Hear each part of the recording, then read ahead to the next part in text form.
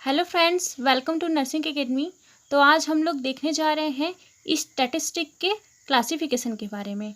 इससे पहले पार्ट्स में आप लोग को मैं बताई कि डाटा के टाइप्स क्या होता है, स्टैटिस्टिक्स का डेफिनेशन और कुछ टर्म्स बताई थी। अगर आप उन वीडियो को नहीं देखे होंगे तो प्लीज़ मैं यहाँ डिस्क्रिप्शन में लिंक दे दूँगी, तो वहाँ जाके देख लीजिएगा ताकि आप लोग को और अच्छे से क्लियर हो जाए।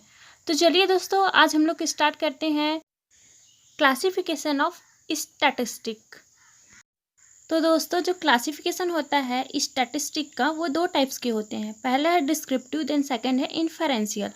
तो पहला जो डिस्क्रिप्टिव है उसके बारे में हम डिस्कस करेंगे। तो डिस्क्रिप्टिव स्टैटिस्टिक्स में क्या होता है, इसको सिंपल फॉर्म में कहा जाए तो organisation and the graphical representation of data. ठीक है, तो जो डेटा रहता है, कुछ भी अगर मान लीजिए कुछ डेटा कलेक्ट किए रिसर्च के थ्रू, उसको हम लोग ऑर्गेनाइज करके और उसको एक ग्राफिकल में अगर रिप्रेजेंटेशन करते हैं तो उसको बोलते हैं हम डिस्क्रिप्टिव स्टडी। डिस्क्रिप्टिव मतलब एकदम डिस्क्रिप्शन फॉर्म में रहता है। ठीक है, देन इसमें एग्जांपल देख लीजिए। तो इसमें एग्जांपल में क्या है, डिसेनियल सेंसस ऑफ इंडिया, मतलब कि जनगणना जो हर 10 साल में होता है इंडिया में। जैसे कि आप लोग जानते होंगे कि जैसे कि किसी भी एरिया में, गांव में जो रेसिडेंट्स रहते हैं उनका पूरा इन्फॉर्मेशन लिया जाता है, जैसे कि age, gender, religion, marital status, education, occupation, ये सब जो डेटा है उसको कलेक्ट किया जाता है। ठीक है, और इसको कलेक्ट करने के बाद इसको एक टेबल्स में अरेंज किया जाता है, फिर ग्राफ्स में अरेंज किया जाता है। मतलब इसको पूरा डिस्क्राइब किया जाता है, इसके पूरे कैरेक्टरिस्टिक को, पॉपुलेशन का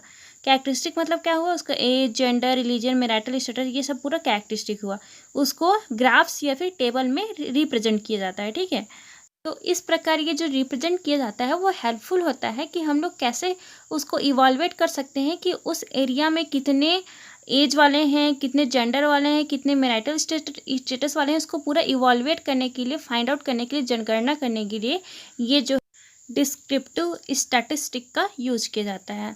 देन इसके बाद हम देखेंगे इन्फेरेंशियल स्टैटिस्टिक। तो इन्फेरेंशियल स्टैटिस्टिक्स क्या होता है, इसको और क्या बोल सकते हैं हम, सैम्पलिंग स्टैटिस्टिक। ठीक है, तो इसमें क्या होता है कि it's provide the procedure to draw an inference about the condition that exist in a large set of observation. मतलब कि ये इन्फेरेंस को ड्रॉ करता है। मतलब कि ये अगर हम लोग किसी भी सब्जेक्ट का डेटा को अगर कलेक्ट किए हैं तो उसमें से ये जो कंक्लूजन निकालने में हेल्प करता है। इन्फेरेंस मतलब होता है कंक्लूजन निकालना। ठीक है, किसी भी चीज़ का, किसी भी डेटा का एक फाइनल कंक्लूजन निकालना ही क्या कहलाता है, इन्फेरेंस। जैसे कि यहाँ एग्जाम्पल में आप देख सकते हैं कि test the efficacy of the new hypertensive drug on a particular population. ठीक है, तो मतलब अगर न्यू एंटी हाइपरटेंसिव ड्रग आया है, ठीक है, तो उसके लिए क्या होगा, पर्टिकुलर पॉपुलेशन में उसका एफिकेसी देखा जाएगा। Efficacy effectiveness of the drug, मतलब कि ड्रग कितना इफेक्टिव है। ठीक है, एंटी हाइपरटेंसिव जो ड्रग है उसका पेशेंट पे क्या इफेक्ट पड़ रहा है, कितना वो इफेक्टिव है। ठीक है, क्या अच्छा रिजल्ट आ रहा है जो हम चाहते हैं। ठीक है, तो यहाँ पे जो फिजिशियन क्या यूज किया करेगा एंटी हाइपरटेंसिव ड्रग को हाइपरटेंसिव पेशेंट के ऊपर। तो यहाँ पे पेशेंट जो है वो क्या है, लिमिटेड है, तो उनको देखना पड़ेगा कि कितना इसका एफिकेसी आ रहा है, मतलब कितना इफेक्टिव है ये ड्रग। ठीक है, फिर उसका लास्ट में वो उसका इन्फेरेंस निकाल जाता है, कंक्लूजन निकाल जाता है कि कितना इफेक्टिव है हाइपरटेंसिव जो पेशेंट है उनके ऊपर। ठीक है, तो ये था हमारा इन्फेरेंशियल स्टैटिस्टिक। इसके बाद हम देखेंगे कि जो डिस्क्रिप्टिव स्टैटिस्टिक है उसको फर्दर डिवाइड किया गया है 4 टाइप्स में। ठीक है, तो इसमें 4 टाइप्स क्या क्या है, इसके क्लासिफिकेशन देखते हैं। तो पहला है measures of the data condensation. ठीक है, देन सेकंड है measures of the central tendency, then third है measures of the dispersion, then fourth है मेजर्स ऑफ द रिलेशनशिप। ठीक है, तो यहाँ 1 बाय 1 हम देखेंगे। तो सबसे पहले हम देखेंगे measure of the data condensation. तो ये जो मेजर ऑफ डाटा कंडेंसेशन है उसको फर्दर डिवाइड किया गया है 2 टाइप्स में, frequency distribution and graphical presentation of data, जिसको आज हम लोग देखने वाले हैं। तो सबसे पहले हम लोग जान लेते हैं कि डाटा कंडेंसेशन क्या होता है। तो डाटा कंडेंसेशन मीन्स क्या होता है, it refers to the process of the selecting, focusing and simplifying and transforming the data. ठीक है, मतलब जो भी डेटा है उसको पहले सेलेक्ट करना है, उसको फिर फोकस करना है एक पॉइंट पे, देन उसको सिंप्लीफाई करना है, मतलब एकदम सिंपल वर्ड में लिखना है, देन उसको ट्रांसफॉर्म करना है अदर वर्ड में। तो ये कहलाता है हमारा कंडेंसेशन, डाटा का कंडेंसेशन। ठीक है, यहाँ आप अभी मैं आप लोगों को दो टाइप्स का बताऊंगी जिससे आप समझ जाएंगे कि कैसे डाटा को कैसे कंडेंसेशन करते हैं। ठीक है, जैसे पहला है फ्रीक्वेंसी डिस्ट्रीब्यूशन और दूसरा है ग्राफिकल प्रेजेंटेशन। मतलब जो भी डेटा है उसको ग्राफ्स के रूप में प्रेजेंट करेंगे। ठीक है, तो उसके थ्रू भी डेटा को अच्छे से प्रेजेंट किया जाता है और सिंप्लीफाई किया जाता है ताकि उसको अच्छे से अंडरस्टैंड कर सकें और जो भी डेटा है उसको अच्छे से इवॉल्यूएट कर सकें। ठीक है, ये था हमारा डाटा कंडेंसेशन। कंडेंसेशन मतलब होता है संक्षेप में, मतलब किसी भी डेटा को एक संक्षेप रूप में प्रस्तुत करना। उसके बाद हम देखेंगे इसके दो टाइप्स होते हैं, फ्रीक्वेंसी डिस्ट्रीब्यूशन, ग्राफिकल प्रेजेंटेशन। तो फ्रीक्वेंसी डिस्ट्रीब्यूशन में हम लोग देख लेते हैं क्या होता है। तो फ्रीक्वेंसी डिस्ट्रीब्यूशन मतलब क्या होता है कि an appropriate presentation of the data involves the organization of the data in such a manner that meaningful conclusion and inference can be drawn to the answer to research question। तो इसमें data को इस तरह से organisation किया जाता है कि इसका एक मीनिंगफुल कंक्लूजन और इसका इन्फेरेंस निकल सके। ठीक है, मीनिंगफुल इसका जो कंक्लूजन है, इन्फेरेंस है, वो निकल सके। जो भी रिसर्च में जो क्वेश्चन पूछे जाते हैं, जो क्वेश्चन हम लोग हमारे माइंड में आता है, उसका आंसर जो है वो मीनिंगफुल तरीके से निकल सके। ठीक है, उसका कंक्लूजन मीनिंगफुल तरीके से निकल सके, उसी को बोलते हैं फ्रीक्वेंसी डिस्ट्रीब्यूशन। ठीक है, तो ये फ्रीक्वेंसी डिस्ट्रीब्यूशन जो है वो ये बहुत टाइप्स के होते हैं। जैसे कि यहाँ मैं आपको बताती हूँ क्या क्या टाइप्स के होते हैं। जैसे कि टेबल्स हो गए, चार्ट हो गए, ग्राफ्स हो गए, डायग्राम हो गए, इन सब के थ्रू क्या कर सकते हैं, डेटा को प्रेजेंट कर सकते हैं। तो सबसे पहले हम देखेंगे टेबल्स। ठीक है, तो टेबल क्या होता है। टेबल क्या है, ये कंसाइज सिस्टमेटिक मैनर में किसी भी डेटा को ऑर्गेनाइज किया जाता है। ठीक है, कंसाइज मतलब एकदम संक्षिप्त छोटे रूप में इसको डेटा को टेबल्स में रिप्रेजेंट किया जाता है और सिस्टमेटिक मैनर में रहता है। ठीक है, तो टेबल्स में टेबुलेशन आते हैं जो हमारे जैसे कि कॉलेज वगैरह में भी बनते हैं। तो इसमें क्या होता है कि डेटा को हम लोग एक सिस्टमेटिक मैनर में रिप्रेजेंट कर सकते हैं और इसको जो स्टैटिक्स है उसको हम लोग एनालिसिस कर सकते हैं और इसका इंटरप्रिटेशन भी कर सकते हैं। ठीक है, तो ये इंटरप्रिटेशन करने में भी हेल्प करता है जो भी इंफॉर्मेशन रहता है डाटा से रिलेटेड। ठीक है, तो इसमें रो रहता है एंड कॉलम रहते हैं। तो जो रो रहता है वो हॉरिजॉन्टल प्लेस रहता है और जो कॉलम्स रहते हैं वो वर्टिकल अरेंज रहते हैं। ठीक है, तो यहाँ हम देखेंगे कि क्या जनरल प्रिंसिपल हैं क्या क्या टेबुलेशन के। ठीक है, तो जनरल प्रिंसिपल देखते हैं कि टेबुलेशन हम लोग को बनाने के लिए क्या क्या जनरल प्रिंसिपल को हम लोग को ध्यान देना पड़ेगा। तो सबसे पहला पॉइंट है कि the table should be the precise, understandable and the self explanatory.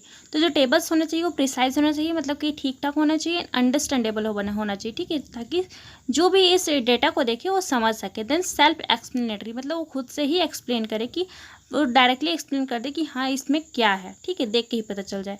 Then second point है कि every table should have a title which is the place at the top of the table. मतलब कि यहाँ आप diagram में देख सकते हैं कि हर टेबल के जो टॉप में एक टाइटल रहता है। जैसे कि यहाँ क्या है, pass percentage of the BA and the BSc 2014 to 15। ठीक है, तो ये हमारा क्या हो गया टाइटल, तो ये टॉप में रहता है टेबल के। ठीक है, देन थर्ड पॉइंट है कि it's should be the arrange alphabetically and the according to the size. ठीक है, तो ये जो डेटा रहता है वो अल्फ़ाबेटिकली प्रेजेंट रहता है। जैसे कि यहाँ पे आप देख सकते हैं कि नेम में क्या है, सब्जेक्ट के नेम में क्या है, बॉटनी, B से, फिर C से केमिस्ट्री, H से हिस्ट्री, देन M से मलयालम, देन M से फिर है मैथमेटिक्स, देन P से फिजिक्स, देन Z से क्या है जूलॉजी। तो ये क्या है अल्फ़ाबेटिकली, मतलब ABCD के अकॉर्डिंग ही ये अरेंज रहता है। और क्या रहता है ये अकॉर्डिंग टू द साइज के अकॉर्डिंग रहता है। ठीक है, देन इसके बाद है हमारा फोर्थ पॉइंट कि it contain the raw and column. ठीक है, इसमें रॉ एंड कॉलम रहता है। जो रॉ रहता है वो हॉरिजॉन्टल रहता है, जो कि आप डायग्राम में यहाँ देख सकते हैं, एंड द कॉलम जो रहता है वो वर्टिकल रहता है। देन इसके बाद नेक्स्ट पॉइंट है कि जो रॉ एंड कॉलम जो होते हैं वो क्लियरली डिफाइंड होना चाहिए। ठीक है, देन इसके बाद है कि total can be the place at the bottom of the column. ठीक है, जो टोटल रहता है, मतलब टोटल जो प्लस करके लिखते हैं वो नीचे बॉटम में लिखते हैं। ठीक है, जैसे कि यहाँ 5 जितने लिखे हैं, 24, 25, 34, 37, 28, 17 और 23, इसके नीचे में पूरा टोटल करके लिखेंगे जितना आएगा उतना। ठीक है, तो ये हमारा, इसको भी हमको ध्यान रखना है। ये था हमारा जनरल प्रिंसिपल, जब हम टेबल्स बनाते समय हम लोग को ध्यान रखना है। देन इसके बाद हम देखेंगे पार्ट्स ऑफ द टेबल्स। ठीक है, तो टेबल्स के क्या क्या पार्ट्स होते हैं। तो जैसे कि आप यहाँ डायग्राम में देख सकते हैं, और इसमें एक पॉइंट और ध्यान रखने वाली चीज़ ये है कि जो टेबल्स रहता है उसका पार्ट्स वो वेरी करता है प्रॉब्लम टू प्रॉब्लम। मतलब अगर अलग अलग प्रॉब्लम रहेगा तो सबका अलग अलग पार्ट्स भी रहेगा, ठीक है। वो डिपेंड करता है कि nature of the data, nature कैसा है डाटा का, या फिर पर्पस क्या है इन्वेस्टिगेशन का, ठीक है। तो हम लोग देखते हैं कि फॉलोइंग जो स्टैटिकल टेबल में क्या क्या चीज़ कंटेन रहते हैं, ठीक है। तो सबसे पहला जो है वो है टेबल नंबर। तो टेबल नंबर जैसे कि आप यहाँ डायग्राम में देख सकते हैं कि यहाँ टेबल नंबर दिया हुआ है, टेबल नंबर 4.5, ठीक है। तो ये सबसे पहले ये ऊपर में रहता है, तो ये सबसे पहला पार्ट है, ठीक है। देन इसके बाद हमारा सेकेंड पार्ट है वो है टाइटल। तो यहाँ आप डायग्राम में देख सकते हैं टाइटल क्या है, population of the India according to the worker and the non worker by the gender and the location. तो ये हमारा टाइटल हो गया जो कि टेबल के टॉप में रहता है, ठीक है। तो ये जो टाइटल है वो क्लियरली डिस्क्राइब होना चाहिए एंड कंसाइज होना चाहिए, ठीक है। एंड सेल्फ एक्सप्लेनेटरी भी होना चाहिए, ताकि इसको हेडिंग को ही हम लोग टाइटल को ही देख के समझ जाएं कि इसके अंदर में क्या मटेरियल है। देन इसके बाद थर्ड हमारा पार्ट है वो है कैप्शन एंड स्टब। तो कैप्शन यहाँ आप देख रहे हैं, कैप्शन किस लिए यूज किया जाता है, कॉलम के हेडिंग के लिए, ठीक है। जैसे कि यहाँ कॉलम के हेडिंग में क्या है कि मेन, मार्जिनल, टोटल, ये जो कॉलम के हेडिंग है तो उसी को कैप्शन बोलते हैं, ठीक है। तो ये कैप्शन भी यूज किया जाता है जो कि वर्टिकल कॉलम में रहते हैं। देन स्टब, तो स्टब जो रहता है हॉरिजॉन्टल रॉ के लिए, हेडिंग के लिए यूज किया जाता है। जैसे कि यहाँ पे साइड में आप देख सकते हैं कि रॉ के लिए क्या हेडिंग है, ऑल, अर्बन एंड रूरल। तो ये हमारा स्टब कहलाएगा, ठीक है। इसके बाद हमारा नेक्स्ट जो पार्ट है वो है बॉडी ऑफ टेबल। तो यहाँ बॉडी ऑफ टेबल आप देख सकते हैं जिसमें कि पूरा कंटेंट दिया रहता है, मतलब जो डेटा का जो मेन कंटेंट रहता है उसी को बोलते हैं बॉडी ऑफ टेबल, ठीक है।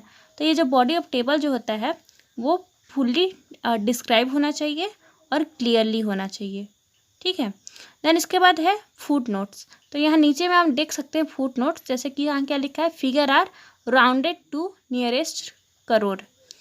तो फुट नोट्स किसे कहते हैं, तो फुट नोट्स क्या होता है, जो टेबल्स ऑफ बॉडी, मतलब जो टेबल्स में जितना मटेरियल दिया रहता है उस मटेरियल में जो चीज़ एक्सप्लेन नहीं किया गया रहता है, ठीक है, एडिक्वेटली उसको एक्सप्लेन नहीं गया रहता है, तो उसको फुट नोट्स में नीचे में एक्सप्लेन किया जाता है अच्छे से उस आइटम्स को, उसको बोलते हैं फुट नोट्स। देन है उसके बाद नेक्स्ट पार्ट है सोर्स नोट्स। तो यहाँ आप नीचे डायग्राम में देख रहे होंगे कि सोर्स नोट्स दिया है जिसमें कि लिखा हुआ है सोर्स सेंसस ऑफ इंडिया 2001, ठीक है। तो यहाँ आप पूरे कंटेंट में देख रहे होंगे, मेन कंटेंट में, कि यहाँ जितने भी मेल फीमेल जितना भी डेटा दिया गया है रूरल एरिया का, अर्बन एरिया का एंड ऑल एरिया का, इसको सेंसस के थ्रू 2001 के थ्रू इसको कलेक्ट किया गया है। तो ये मेन सोर्स है जहाँ से इसको डेटा को कलेक्ट किया गया है, तो ये कहलाता है सोर्स नोट्स, ठीक है। तो यहाँ पे हमारा जो टेबल्स का पार्ट था वो ख़त्म हुआ।